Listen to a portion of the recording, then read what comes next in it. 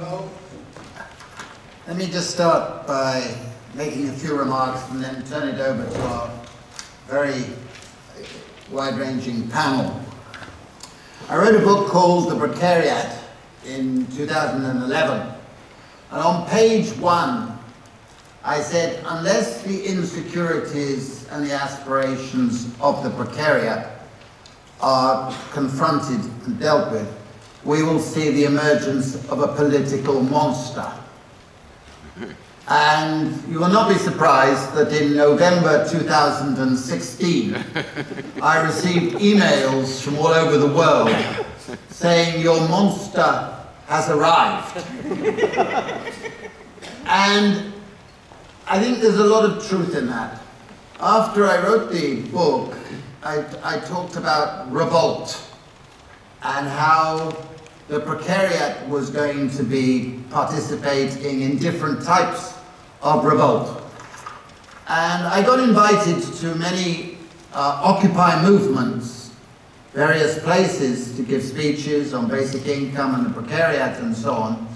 And I'll always remember that there was a mixture. And I wrote in the Precariat Charter that the precariat was split into atavists, people looking back to a lost past, and these were the reactionaries who were going to vote for the populists and neo-fascists, Marine Le Pen, Trump, Orban, various people, and your Turkish example, of course, and in the Netherlands and so on. And then there was the other parts, what I call the nostalgic, the migrants, the millions of people who are migrants, who politically are pushed out of democracy, they're denizens. And then there are the progressives, and I felt that the progressives would move to support a basic income because they are looking for a revival of the capacity to work that I was talking about earlier, and they care about the environment, they care about society, they care about the community, they care about the commons, which we'll talk about tomorrow. And I still think that the progressive part of the precariat is our natural constituency, our natural base. But no radical new politics emerges without some form of class alliance, where different factions of different classes come together with a new rhetoric, a new sense of change. And I think our panel is going to be representing some of the tensions between the old democratic institutions, in particular the dying of social democracy and the dying of Christian democracy, with the new precariat and other movements. And I still think we're in a transition period where many of the new movements like Podemos or Movimento 5 Stelle are essentially muddled, populist, but are breaking the mold. And that we shouldn't be too critical of some of the false steps that they're all making. But I think all of these movements give us an opportunity for inserting a narrative that's got basic income in it. And in particular, of course, at the moment, we've all got in our minds the gilets jaunes in France, and I'm very pleased to note that our panel begins with several presentations of the gilets jaunes perspective. And I'm sure that's going to be very interesting. So I'm going to start with Nicole, who's going to lead the way on that discussion. Hello everyone, can you hear me? Hi, thank you for the invitation. I'm very happy to be here and to be able to speak about these two passionating subjects that are the yellow vest and basic income. Okay, the PowerPoint is arriving. But maybe as an introduction, I would also like to highlight that today I'm going to speak in my very personal perspective. So I want to say that I speak as a woman who lives in Paris, I would say maybe middle class, who has no car, which is important in the context of the Yellow Vest, who is also very much involved in the civil society organizations as a feminist, as an ecologist, and as an advocate for basic income. So, let's continue anyway. I don't know how the PowerPoint works, but I see it in my computer, and you're going to see it at some point. So what's the Yellow Vest movement? This movement that was launched in France, maybe you've heard about it already, but to give you maybe a small presentation, it was a movement, a social movement that appeared in October 2018 in reaction to the government's announcements to raise the fuel tax for ecological reasons. And then the movement spread itself all over France, and so the people started to get together in the roundabouts of the small towns up to the main avenue of the Champs-Élysées in France, where they now gather every Saturday. So this movement, who are the Yellow Vests? According to some studies, we don't really know who the Yellow Vests are, because there has been some polls and studies done up to now, but it's the people who go to the Yellow Vests are very diverse, but we can still have some information about them. Thank you. So, what we know about the majority of the Yellow Vests that go, especially that go to Paris every Saturday, is that these people are what Guy Standing would say the members of the precarious. These are people who work and who can't manage to get a living out of their work, out of their labor. These are also people living in small cities mainly, who can go to work without a car, which is very important because in these places that are in the suburbs or in the countryside, the public transportation is not enough, so you need a car to go to work.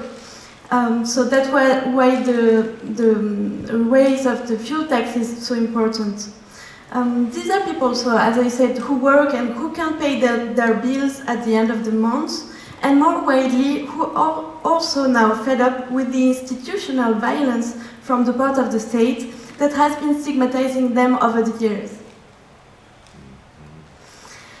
And this disdain from the part of the current government is actually very tangible, and you can see it especially from the part of the President Emmanuel Macron, who's been saying little sentences since he's been elected, like you only need to cross the street to find a job. And also sentences like you need to responsibilize the poor, or social aid costs hell of a lot of money, à pognon de dingue, as they say in French. So it's easy to understand that the fuel price was actually only the final straw that triggered the Yellow Vest movement. And now the claims are very much wider. What they demand now is more social and fiscal justice, especially the return of the wealth tax, which was removed last year and has become actually a very symbolic claim. But they also ask for an increase of the purchasing power, as well as better public services, among many, many other things. And actually, the ecology, because it was also a debate about ecology, is not an excuse even for the Yellow Vest members, because it was really like received from the part of the Yellow members as an excuse from the part of the government to raise the fuel tax. And actually what we could see in some demonstrations, especially in Paris, were slogans like fin du monde, fin du mois, même combat, which means end of the world, end of the month, it's the same fight. So we need to change the system and not the climate. So every Saturday also there's a different topic of demonstration that is highlighted sometimes, like for example the need to link climate justice and social justice, but there were also some demonstrations that highlighted the police brutality, which has intensified over the months. And also another topic that I find is very interesting is the topic of women's rights, especially in one demonstration that was on the 9th of March, so the day after the 8th of March, the International Day for Women's Rights, where women really took the streets to also put the light on their specific condition as women. Sorry. I don't know if it works. Okay. So why the women's involvement is so interesting in the Yellow Vest movement? First, because according to a study, 47% of the Yellow Vests are women, which is quite exceptional in France. It's like way more than in any other demonstration.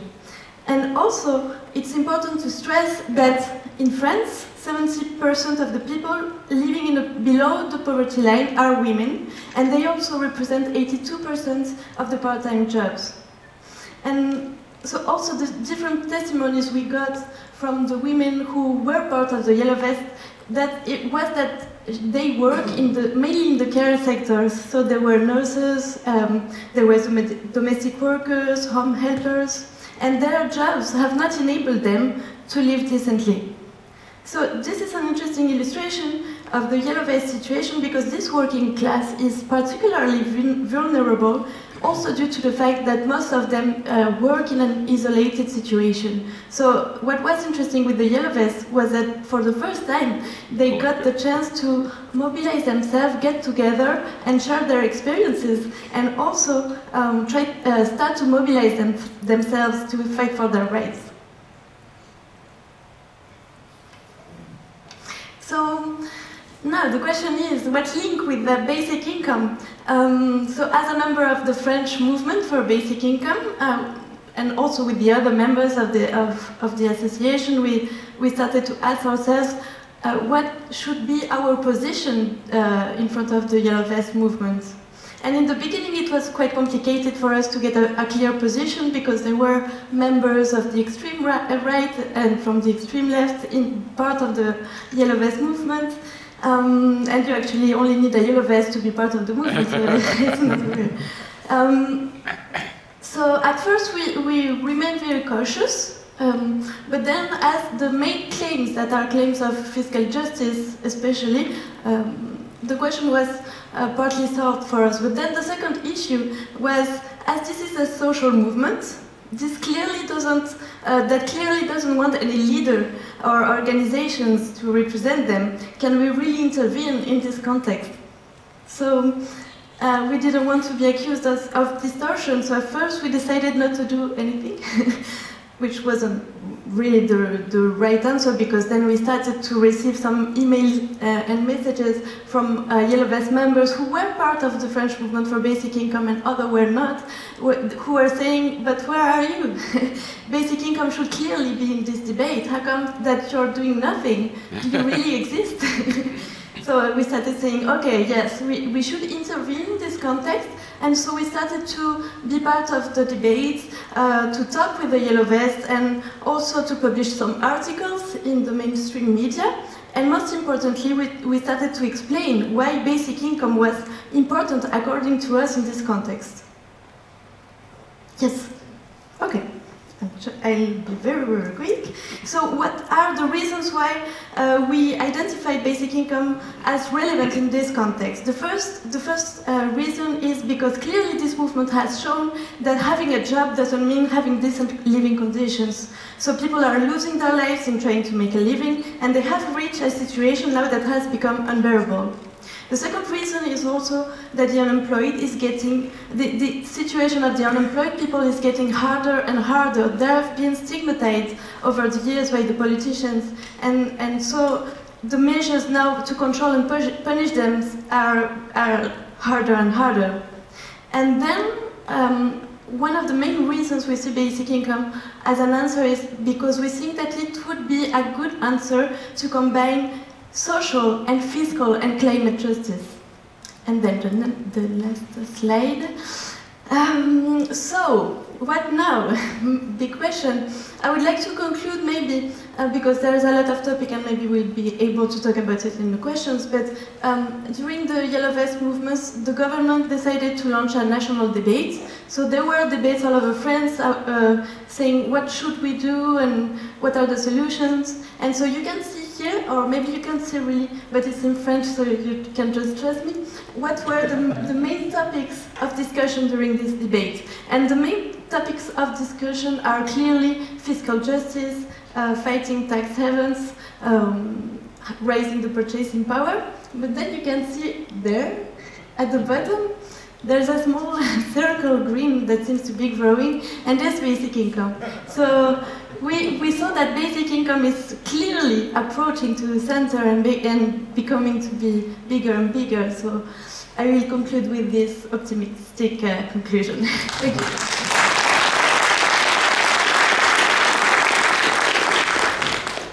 Okay, we'll move straight on to Romain. We'll have plenty of time for questions. So. Can you hear me? Yeah. Since this morning, we've heard a lot of things about universal basic income. We've heard all the problems it could solve. But I will talk about universal basic income. I will talk about trust. Trust to me is everything. Trust is really important in your love life. Trust is really important with your business partners, but also in the human society. And I think that trust is a big issue now in France and the Gilets movement. According to you, quick poll, what is the percentage of French people, not Gilets, French people trusting the political parties? What would you say? 50%? 20%? 2%? Yeah, you're close. Between 3 and 9%. Almost nothing. Why so? Of course, there have been deceptions after deceptions, and kept promises one after another. But I would like to highlight first 2 points. Firstly, and my Dutch fellow knows it, in 2005 there was a referendum in France, and also in Dutchland, in Holland, a referendum on the treaty establishing a constitution for Europe. French people said no, voted no to this referendum. We don't want this treaty. 2 years later, what happened? The parliament voted it. It was a big fracture, a big shame for the French people. The second point I want to highlight is, maybe you know that, we have a new president, Mr. Macron. And he's kind of a provocative character. Nicole talked about the sentence he said. He's also stated that some people are nothing. Or now, during demonstrations, who was the first that get arrested? The paramedics, the first aid benevolent. So they can't help the wounded demonstrators. That's a provocation. This is about Mr. Macron, but not only about Mr. Macron. This idea of mistrust, of despise from the so-called political or even media elite, it's a long story. It goes a long way back. There is an 18th century sentence, really famous in France, saying, yeah, people voted for me to represent my views, not their views. It's a really good sum up of the French state of mind. So there is this mistrust, and French people can see it. They can see it in the laws that are adopted. For instance, 2 weeks ago, there was a privatization. Privatization of what? Of the lottery. What brings more money to a country than the lottery? They see it also in their everyday life. One of the big pride of French people was the public services. The public services are crawling down. And at that point, Mr. Standing was right. They are looking at a brighter past. The public services are crawling down. I will give you an anecdote. I love anecdotes. I've been several times in hospitals in the last years. Patients can't even have a bottle of water because hospitals don't have the money for that. That's crawling down. So they can trust politicians. Maybe they will trust other institutions. Do they trust, I don't know, the justice? No. We have a really low budget for justice, and there is a really long time between your fine and the judgment. Does they trust the police? Maybe if you have a question about the police, because I think it's a really big issue, we can talk about this, but just to map, no. There has been a big change since 2015 on the police. Yet, another anecdote, just a quick one. Now, French police will not be allowed to use some really dangerous grenades. So, what are they doing? They are using a lot of them to empty the stocks, because after they won't be allowed to use them.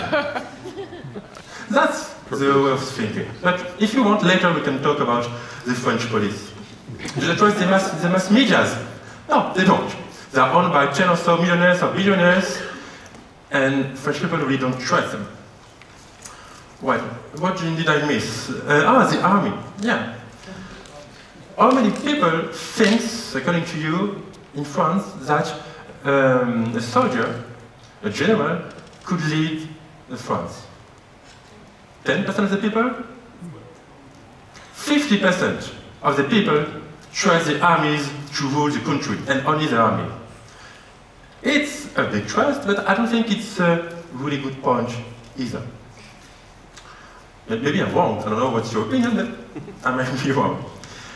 Probably now, I will move to my last part, is a trust between citizens. Sadly, no. This movement, at the beginning, there was a lot of different kind of people. On the same roundabout, because I went to a lot of roundabouts, on the same roundabout, I found an anti-capitalist guy and an asset manager living in Paraguay. Two different worlds, but they wanted to be unique for this movement. It's a bit changing, sadly, and generally speaking, there is no really close connection between communities in France. They're not living together anymore, they're living side by side more and more. I'm not talking about all-breed French and new immigrants. No, some people are born there, their parents were born there, their grandparents are born there, but they don't feel French, and they will, I don't think that they will be. So there are clashes between communities. I don't know, maybe you heard in the news 2 or 3 weeks ago, there are some Romese people in Paris who were chasing down West Africans because the West Africans thought they were kidnapping the child to kill them. So there is mistrust between the communities. People from Afghanistan and Sudanese, and each other, Tunisia, Morocco, and so on. What will I conclude? I don't know if this movement will go on. I don't think so. But people have learned. They have learned a lot. Yeah. 2 minutes. Oh, I just did one. I think this movement will stop, but years after years, people are more and more poor. And someday will come, they will have nothing to lose. That's really dangerous. And Kennedy said that if you make a peaceful revolution impossible, you will have a violent one. Sadly, that could happen. I love Pause. How many people in France, not Yellow Vest, French people, think that the revolution, so violence, will be the best way to change things? 40%. That's a lot. And 81% of the people think that the so-called elite, the gap between the so-called elite and the people will grow. So, to conclude, they will get more and more poor. They have seen the repression, and a really hard repression, we'll talk about this. So, now they are more and more angry against the government and the police. They don't trust them anymore, as I stated.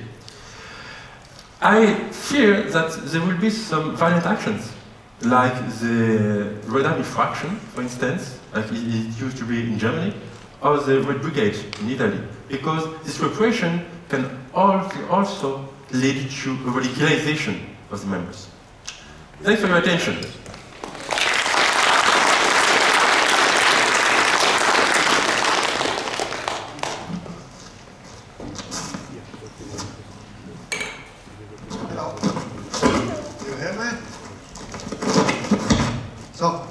Good morning, good afternoon. I'm from Bomfritt Norge, Norway. I'm trying to take you into a little journey around this with road tolls. Everybody got an opinion about road tolls. But before I start, I would like to thank for the invitation, and we are happy to be here.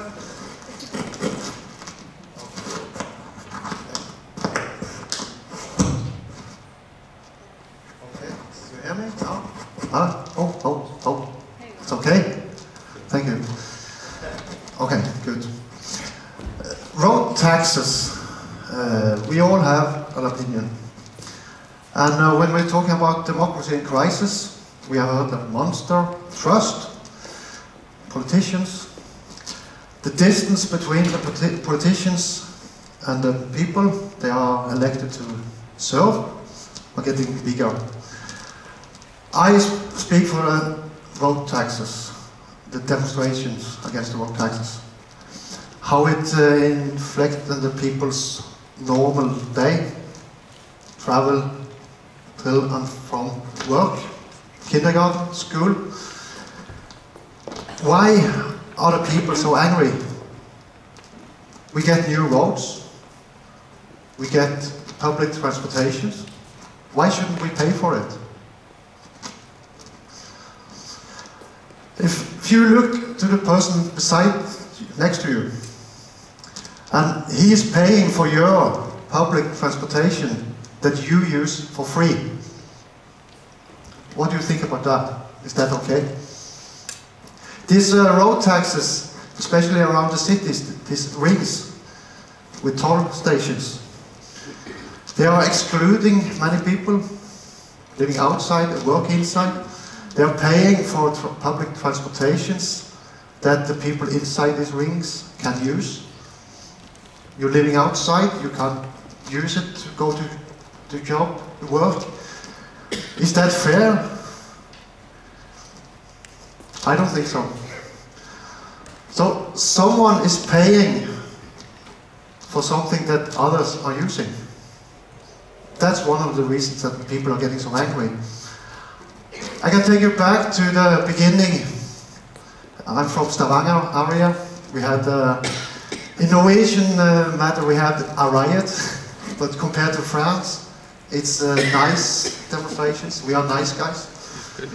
But in Norway, it's quite new, big demonstrations like that, and over so long time. People suddenly noticed that their income wasn't enough for the normal days. Suddenly somebody came and said, you're going to pay 1 month's salary every year for something that you are not going to use. But we need it. I don't say that the projects are bad and we don't need it, because many of the projects we need to do something with this climate changes, the environment. But it's not the right way to fund it, to finance these things. It's so unfair, it's unsocial. And I asked the politicians once, are you in favor for social including, or are you against social including? And of course he said, I'm of course in favor of social including. That's the whole thing. Yes, and then I asked them, why are you willing to put in systems who can result in social exclusions? Then he got still didn't have a good answer. So they are in favor of social including, but they are putting up systems that exclude many people. It's not everybody, but it's so random who's paying. Is it your neighbor who's paying? Is it you that's paying? So that's the unfairness of these road taxes, the toll stations, where they are putting them up. Just outside our hospital, there is a toll station. If you have to go to the hospital, you have to pay to come to the hospital, and then you have to pay for the parking, of course. So, the trust in the politicians, the democracy in crisis, why is it happening?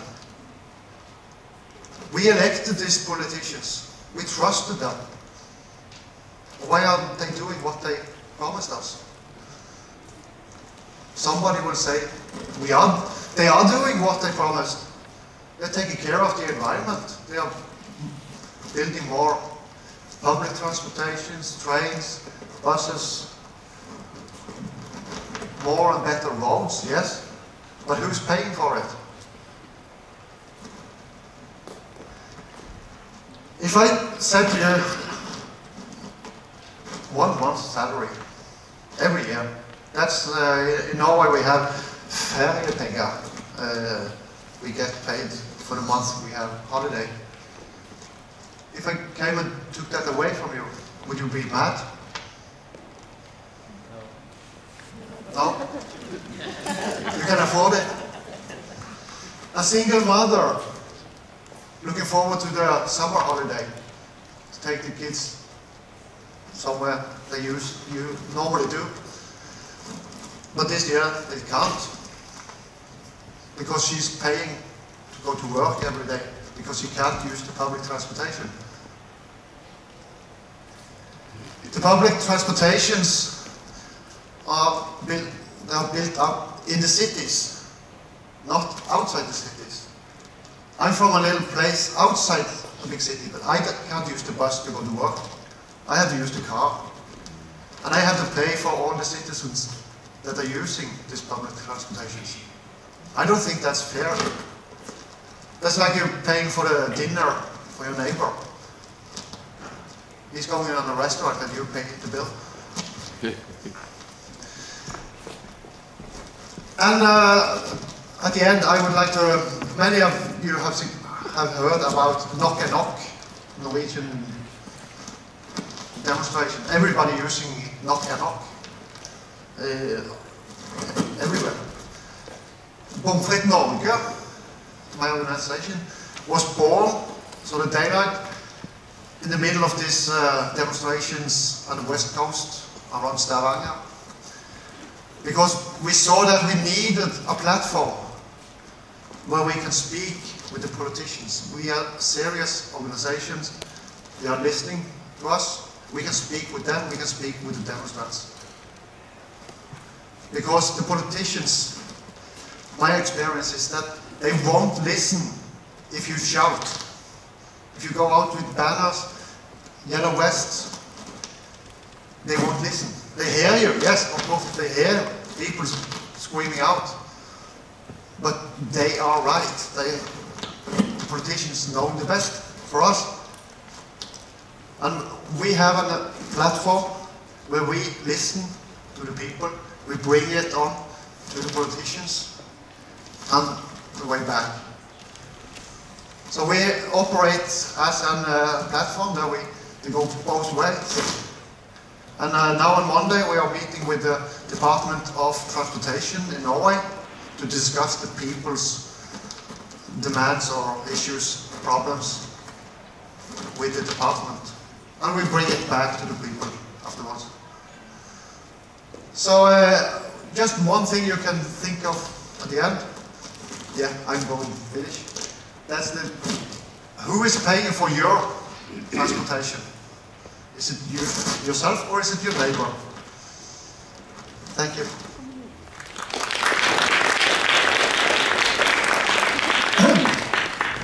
Our next speaker is a Dutch mayor, but I'm not going to try to say the town that he will tell us because it's unpronounceable to most human beings. But he will tell us. Well, I think in Wales there are even more difficult names. I'm mayor of the city of Heerhugowaard. It's 50 kilometers above of Amsterdam. That's more. That says more to you, I think. I will have my introduction in 4 parts. I would introduce myself. I did already a bit. Then I would say some words about the democracy, our democracy in crisis or not. And then share some words with you about what is the new democracy, which is about, which will probably come towards us. And then at the end I would say some words about how in the Netherlands we work towards that new democracy. Well, first, my name is Bert Blaase. I'm introduced as mayor. I am since 10 years, in already my fourth city in the Netherlands. So I'm part of what we could call the old system, the old democratic system, where I'm trying to work with a lot of people from the city, but also from the city council and colleagues, mayors. We're trying to work in the transition towards new democracy. So why should this old democracy now be in crisis? Well, we see that our voters, you and me, we are drifting, and we are not voting every election for the same political party. Sometimes we even don't vote, or we vote extreme because out of a feeling of protest, or we vote not with full-heartedly on a political party, and it's all to do with the fact that, well, we have 100 years or more even with education, with emancipation. We have a digital revolution which gives us all information real time, on the spot, whenever we want to. But the democratic system, especially the representative democratic system, does not really fit with our mindsets. It's a system of, well, the past, how do you call it, the past century, but we are in a new century. And this mismatch, well, we're going to feel it. And I think you also said the gap between what you call the elite and the people is felt to be larger.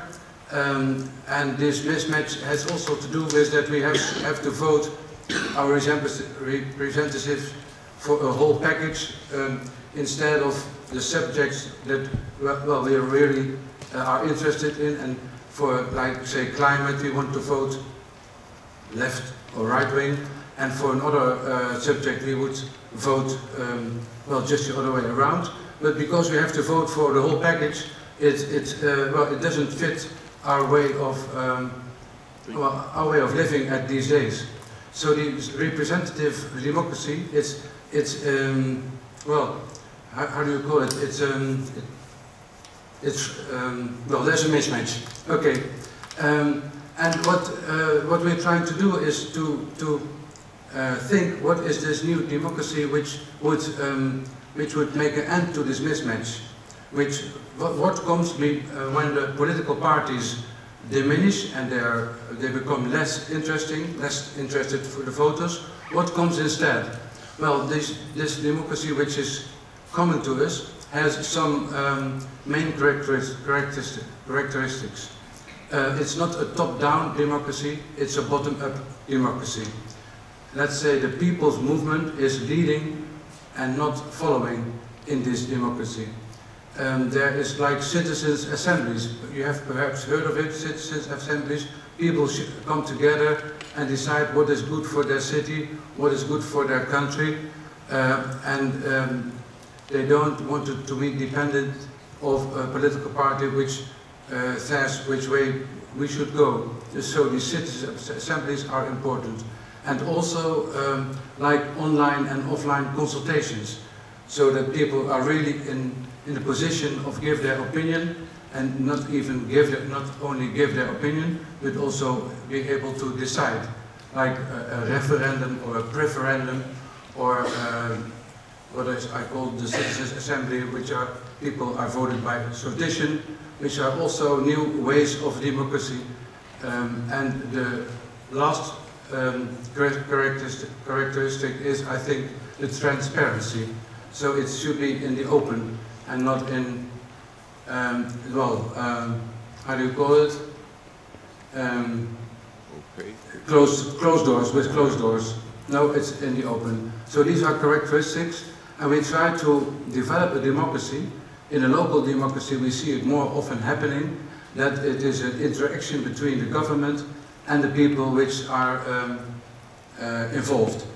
But at the national scale, we see it not really happening a lot of places, but we see coming up these new forms of democracy. And in the Netherlands, we have given it a name. We call it Code Orange. Well, because it's the Netherlands, we call it Orange.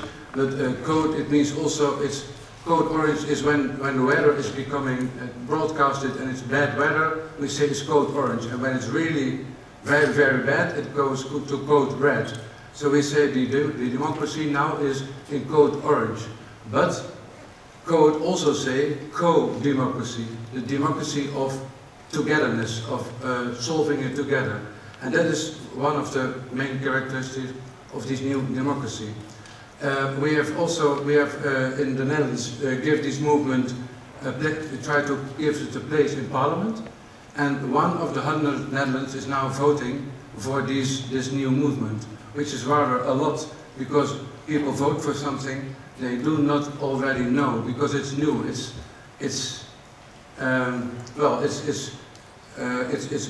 We are walking the bridge and building it at the same time. And it's not easy to imagine what we vote for when we vote for a new democracy, but still 1 on 100 people vote for that. So it's quite a movement which goes through all Europe, especially through the northwest of Europe, and I hope you will join this movement. Thank you.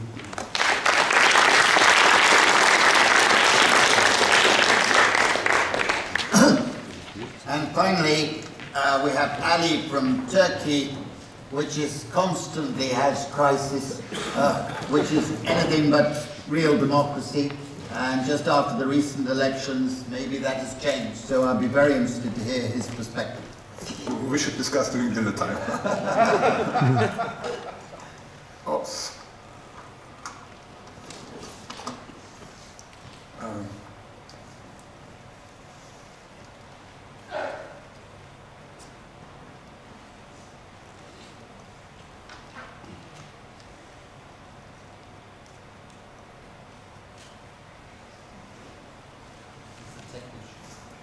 It's okay. Yeah. Thank you very much, Guy. Good afternoon, ladies and gentlemen. My name is Ali Mutlu. I am representing Citizens Basic Income Turkey. First of all, I would like to thank UBI Norway and the Norwegian civil society for the successful organization and their kind hospitality. The title of my presentation is Universal Basic Income and Democracy Practice. Maybe I will somehow differ from your presentations, but we are at the same panel, so I have to continue. At the beginning, I will try to remind few public information, which you may know, and then we'll finalize with some of our thoughts regarding UBI and democracy practice.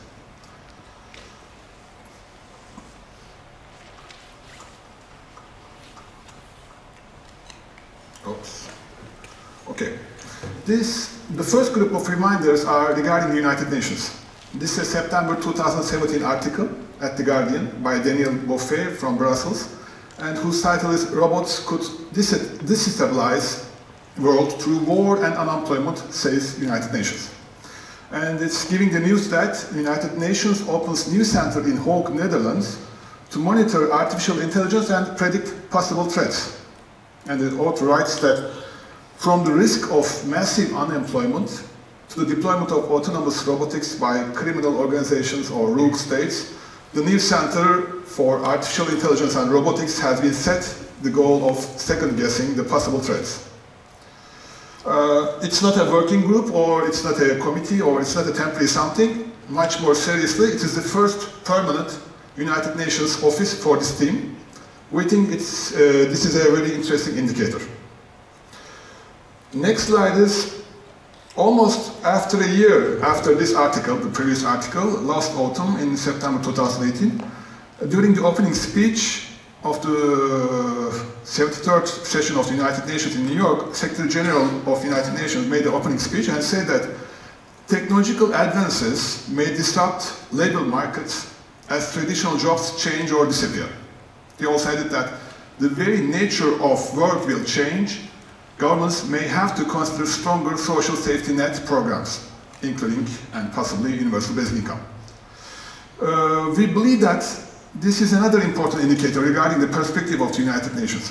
We may or may not agree with the policies of the United Nations, but considering the amount of resources being allocated and used by the United Nations, we should consider their findings seriously.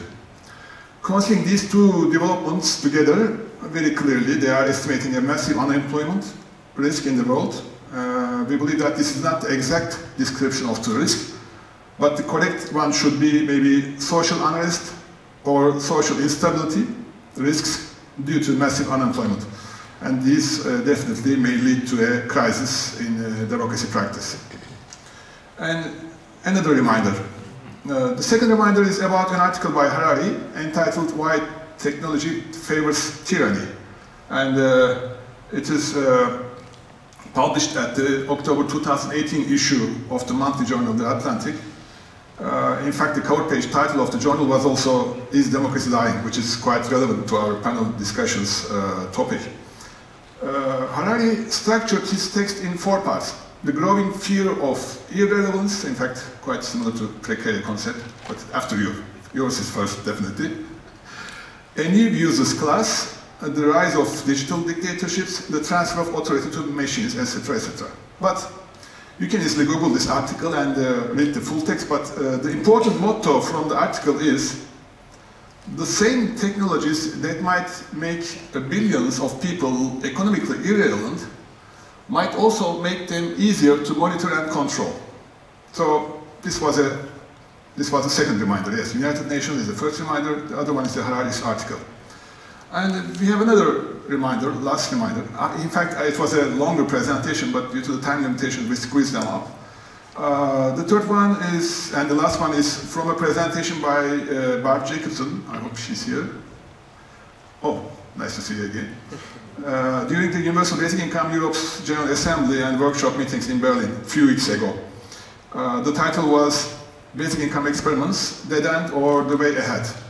She made a summary of the basic income pilots so far in Europe and pointed out that during the experimental studies, what is actually being experimented is not the UBI as defined by Basic Income Earth Network. We should take it as a reference, I believe. She also added that these are leading to dangers, like what's being tested is not a real basic income, the experiments are time limited, so behaviors may be different from a lifetime basic income. They may not be considered as scientific. The criteria is different for different pilots. They are not testing the same thing, etc., etc. And even something like this, the governments are often looking for different outcomes from these experiments, etc. I totally agree with her. I would like to give an example regarding the Finnish experiment, for example. During the BN 2018 Congress in Tampere during last August, we had a Finnish guest who was a part of the ongoing UBI experiment, and there was a question to him and to the audience also, and the question was, we have very big expectations from UBI, considering that the experiment will end at the end of the 2 years. Do you think within the framework of such an experiment one can feel the real touch of an universal basic income concept in their life? The answer was no.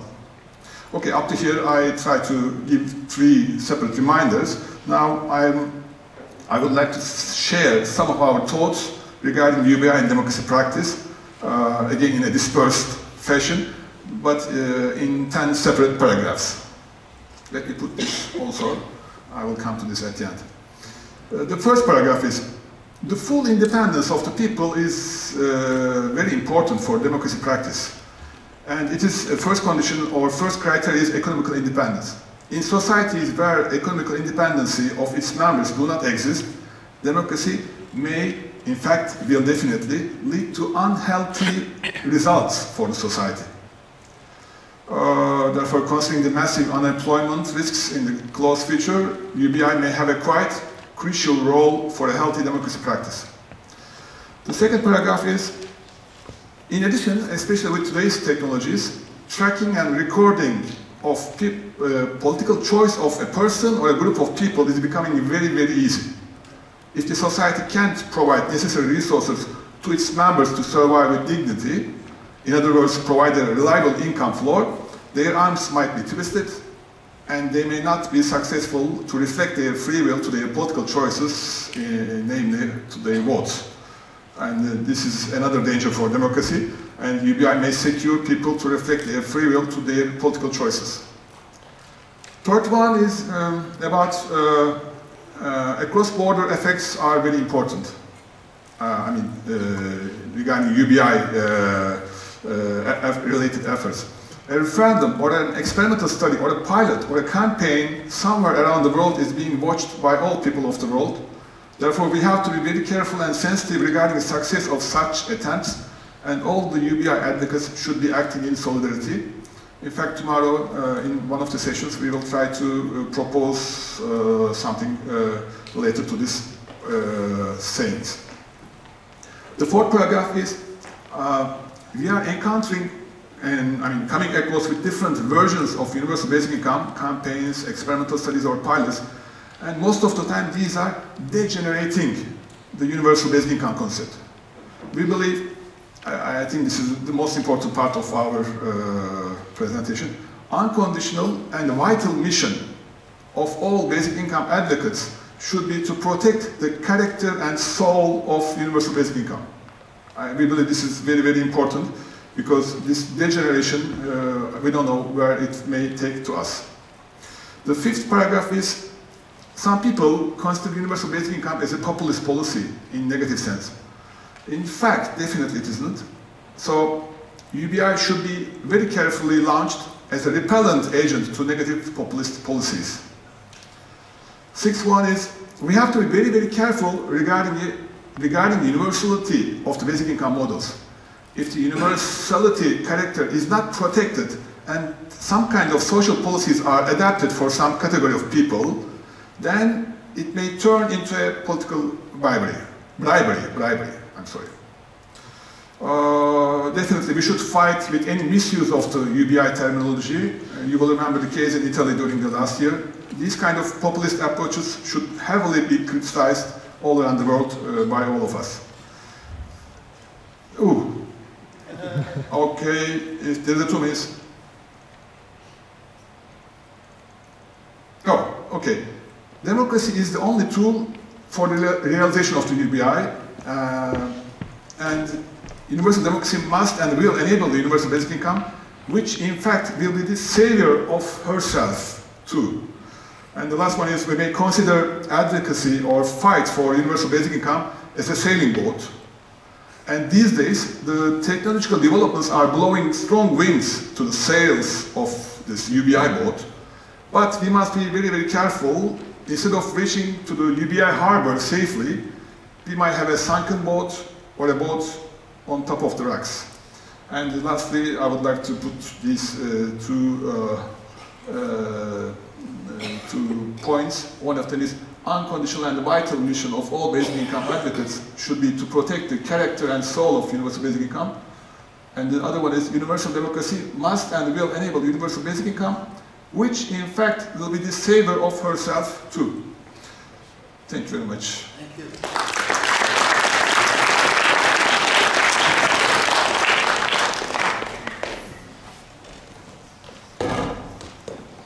I think we've got 2 themes that I'm going to ask the panel to respond to. One is what Ali has just raised, which is that, are we going to make progress politically in democracies by going partial way, or is that going to lead to a cul-de-sac where we don't make political progress?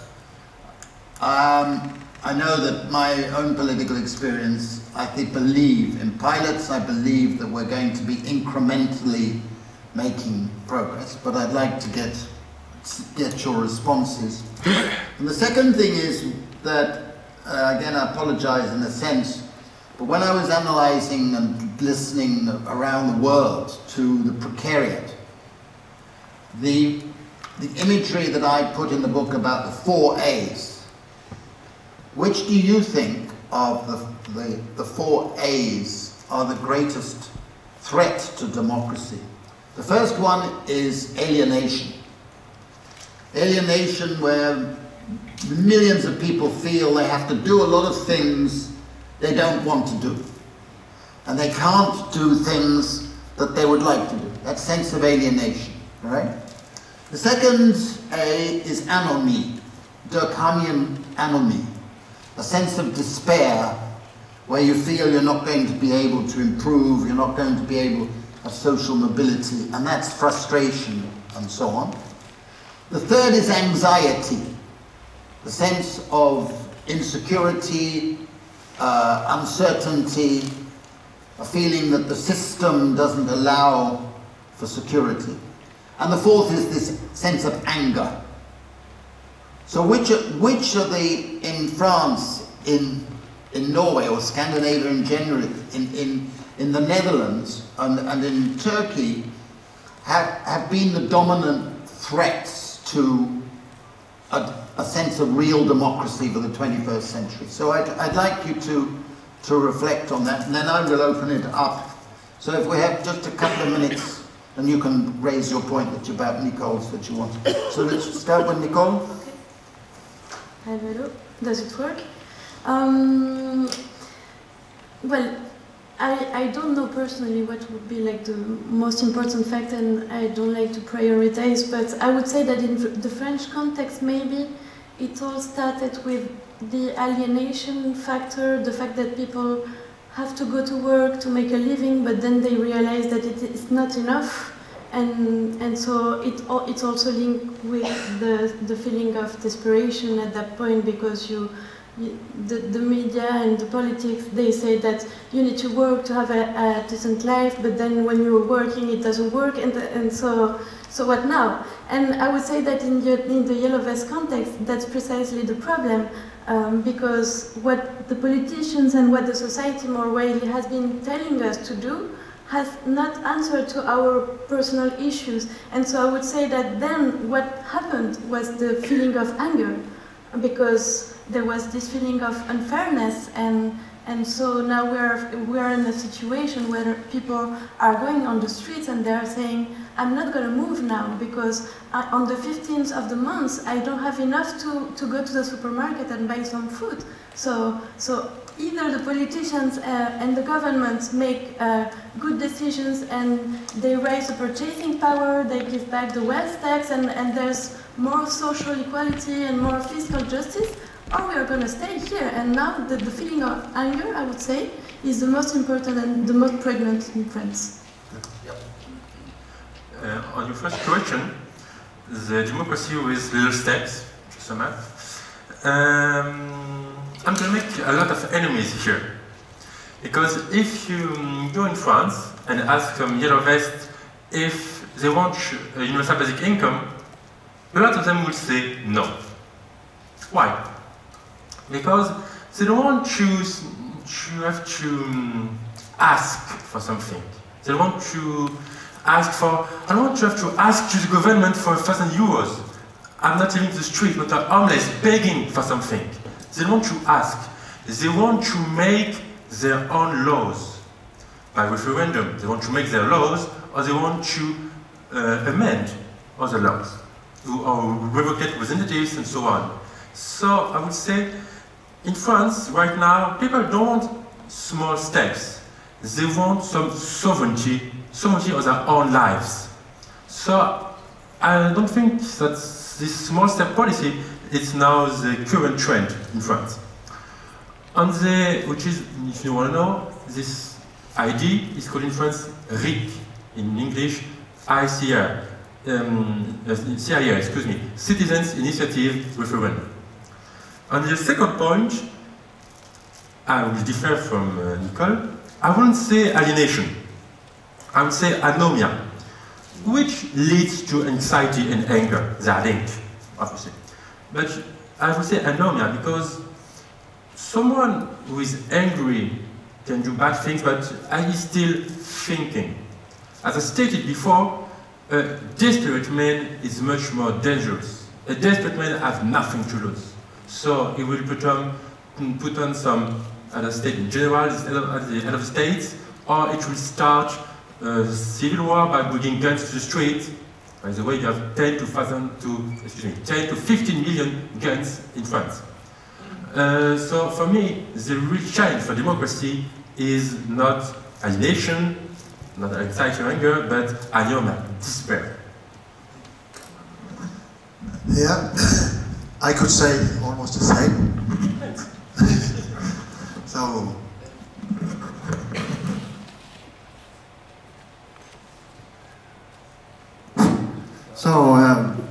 Like Nicole and Romain said, but I would make a point that anxiety and anger, because the Norwegians are starting to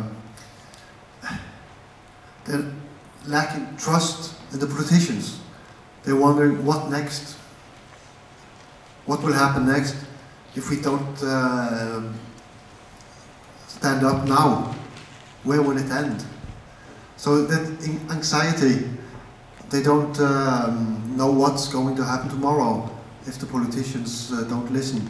And that again leads to anger, because when you're anxious, when you're uncertain what's going to happen, then you go into defense and you get anger.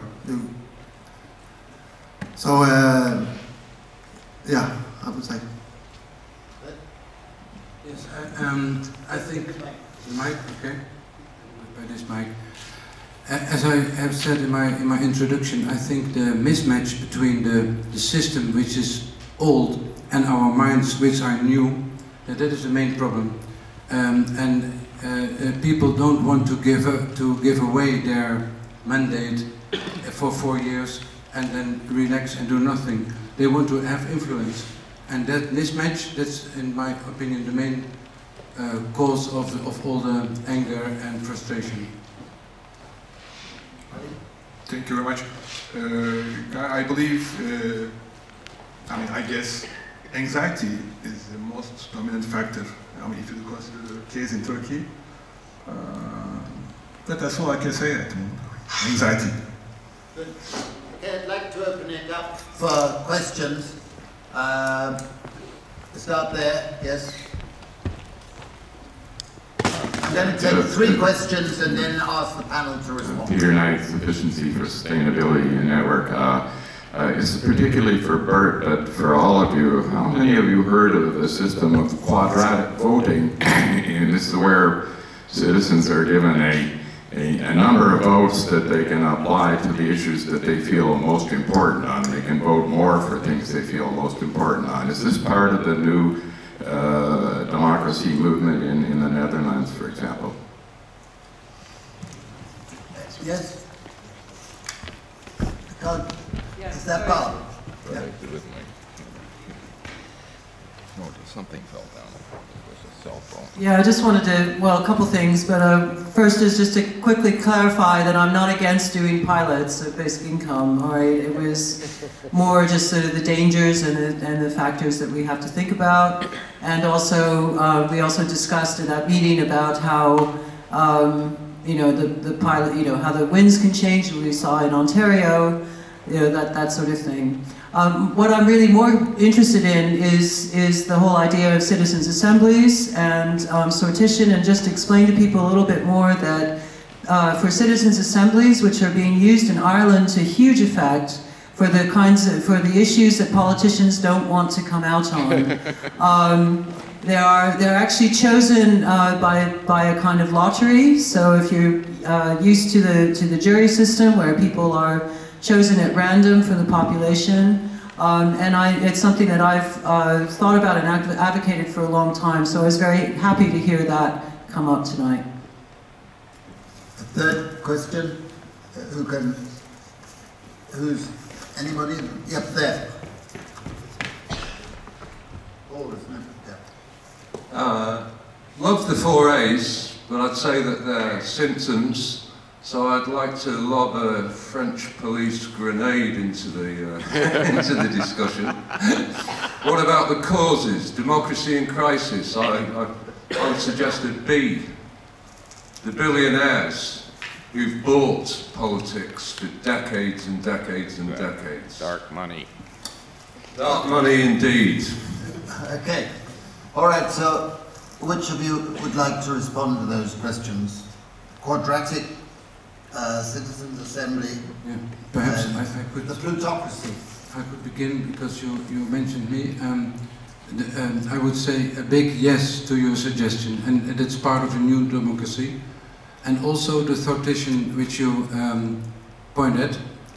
And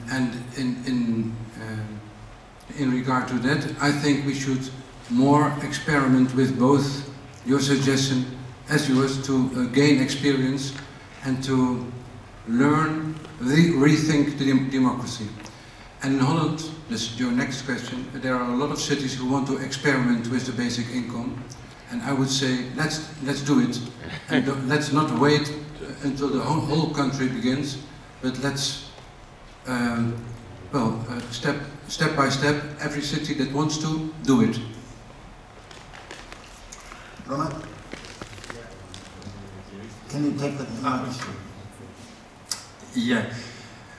I don't know if I have a quick answer for the billionaire's comment. However, there is of course this problem, but I think that there is another problem. The revolving door system. Which means that some public officers, after the judge, after the mandate or the judges, go to the private sector to earn a lot and then come back in public services. I think it's a link for these billionaires to put some pressure on government officials.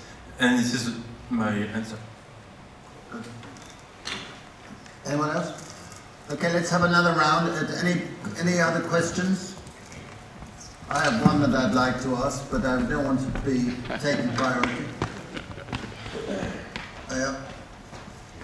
One thing that might be far away is, of course, changing the political systems. But what about making a system that is so good that we could vote in random people and it would function? That would make it hard for the lobbying people harder to find their targets, the one they want to change the minds of, and of course these people might be harder to buy. So, how about changing the political system? But again, money has made more people, more poor people, than it has made rich people. Let's change that. I think there's a big risk in your idea. Supposing that lottery system came up with the name Donald Trump. I don't think we'd like it, or Nigel Farage. I think I would hope that we could arrange something better. The question I would like to put to the panel is this. There have been experiments done by psychologists where they gave options to a large group of people about a system of justice. And usually in those tests, people are asked to write down what they support as a principle of justice. And then they put that aside and they subject the group to a period of discussion, deliberation, where they deliberate. And those experiments showed that the process of deliberation led to a big increase in the percentage who concluded that the best system was having a basic income as a flaw. So it went up from slight majorities to 80% after a deliberative democracy. And I found that I live in Switzerland, where we have cantonal referenda a lot. So there's a lot of that deliberative thing. Do you think there is scope in your different countries for an improvement in deliberative democracy? Third question? Sorry? Third question. Yeah, the third question. So I see, where is the third? Sorry. Yeah, this question is to anybody, any of the panelists, particularly the chair. Guy, you've been talking about the plutocrats controlling. This goes beyond the state. And so far we have been talking only about the politicians, but then beyond politicians you have the plutocrats actually controlling the system. That is one aspect. The other aspect is the modern technological revolution, the new technologies, the internet, the connectivity that we have across the country, across the globe. What kind of new democratic possibilities that opens up to people to have a voice? Well, who's going to start? Roman? Yeah. Jurist? Thank you. First, I would say, for this comment, understanding, there will be a need of freedom of speech. And there is no freedom of speech nowadays in France. I don't know for Norway, you will tell me. And generally speaking, in a lot of Western countries, there is always what is called in English the Taina idea. There is no alternative. Politicians always use this trick to do some censorship over the freedom of speech. They always say there is no alternative. For the system in Switzerland, I don't think it will happen in another country, because for a really, really easy reason, people who get the power don't want to let it to other people. It's easy. And just another thing, I don't remember who it was who was talking about a system of voting, which is the best way, the worst way, etc. You should look for Voxcracy in France, which is a startup which is doing exactly this. Where you can vote for your favorite subject or person, then for the second best, third best, and the worst. And they propose to adapt the system with this method. Yes. Yeah, I would like to answer to this question about the deliberative democracy, because I think that basic income is actually a good example in this case, and especially in the context of the yellow vest in France. When you see that the majority of the people who are part of the yellow vest are people who work but who are precarious, you also see that the unemployed are not there. So the speeches we see in the roundabouts, etc., is that the main claim is they want a decent job, and so we keep with this reproduction of the value of work, valuing the traditional sense of work, and they keep also with the same speeches which stigmatize the unemployed. But then when you start deliberating and also debating a lot with these people, then you can change their minds, especially talking about a basic income, because it's not well known enough, and then you can like trigger a paradigm shift this way, but this needs time, and we saw like the scope I show you with the basic income, that was like the small circle at the bottom on the right side of this map. It's because we started also organizing debates. So the more you debate, the more people have choices that are thought like collectively. Just really, really quick. You're missing something, I think. People love to have leaders. They love to follow, like in a cult. It's a bit the same way in politics. So they want to be led sometimes by someone. They want someone to trust. That's why you got Hitler. Yeah, you want to say something before Bert? Yeah. Well, first, a modern country doesn't need one leader, but needs 1 million leaders. So we're all into leadership. You questioned about the deliberative democracy, and it is a Swiss model. I think there's a lot of to gain from that, and I think it's one of the fundamentals of the new democracy. And it also, regarding to you, sir, it diminishes the influence of lobby, because about money I learned once that money is like cow shit. When you spread it, it's a blessing, but when you concentrate it, it stinks.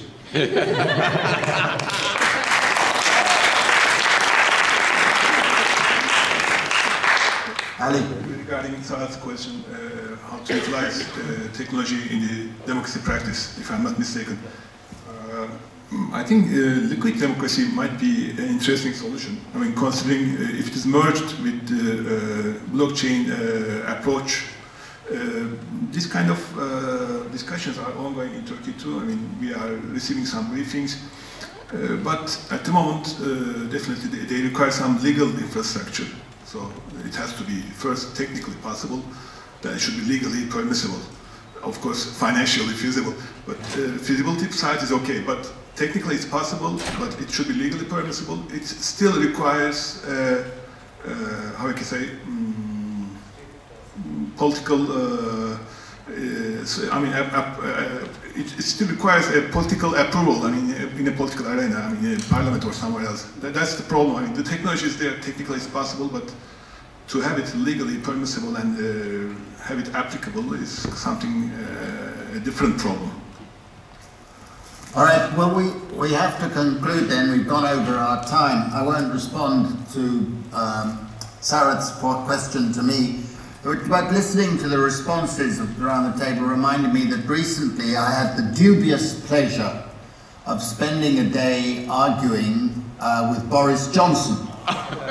And he was trying to say, listen, what's the point of the European Union? You don't know even who is the president, or it doesn't, you know, it's ridiculous, right? And I said, well, Boris, I live in a country where I honestly can say that most of us in Switzerland do not know who the president is today, because it's a revolving person and it's constantly changing. I'm sure Enno does, but most of us, I often ask in the auberge, who is the president at the moment? And they all look and say, we don't know. And it's a perfectly functioning system, and I think there's a lot of virtue in that. So I really think that there are lessons to be learned from some of the experiments. But clearly democracy is in a crisis. We can all agree on that. And insecurities and inequalities are contributing to that. And the dangers of populism, the dangers of neo-fascism are so real that I think we are in a very interesting position where a lot of people who would not normally be our allies politically, and I've been invited to Davos and speak, but those corporate people are now saying basic income is needed because they are worried that democracy is collapsing because there's not enough legitimacy there. So I think this panel, whoever decided on this panel is well chosen, and it gives us an extra dimension in our argumentation. So I'd like to end by thanking our panel, because I thought that every contribution was very good. So thank you very much.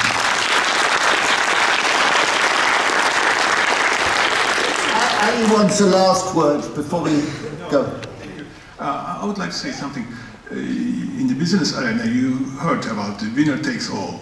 That concept is also coming into picture in the political arena too, and I believe it's very, very dangerous. And the winner takes all concept, if it's flourished, or if it's, if it's there in the political arena, then all the businessmen, all the, big entrepreneurs, they will all be in risk also. That's why this blockchain concept, decentralized concept, is much more suitable for all the parties, all the groups. Thank you. We'll come back to that tomorrow. Thank you very much.